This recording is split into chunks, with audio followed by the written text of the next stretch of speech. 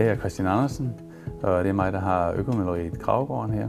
Vi producerer primært mel af gamle kornsorter, som havde deres storhedstid for 50 år siden eller mere. Og det gør vi, fordi der er en bedre smag i det efter vores opfattelse. Vi maler kornet 5 gange på vores skånsomme stenkværn. Og det er vigtigt, at det bliver gjort 5 gange for at få frigivet melet. Det sætter typisk helt ude i skaldelen, og det er derude gluten befinder sig, og det er jo den er vigtigt for bagningen. Her har vi så det færdige produkt. Efter de 5 formalinger, så er det her så vores hvedemel. Og normal hvedemel er måske væsentligt lysere, men det her det er mørkere, fordi at kimen er med. Og kimen er super vigtig. Der er masser af næringsstoffer gemt i kimen.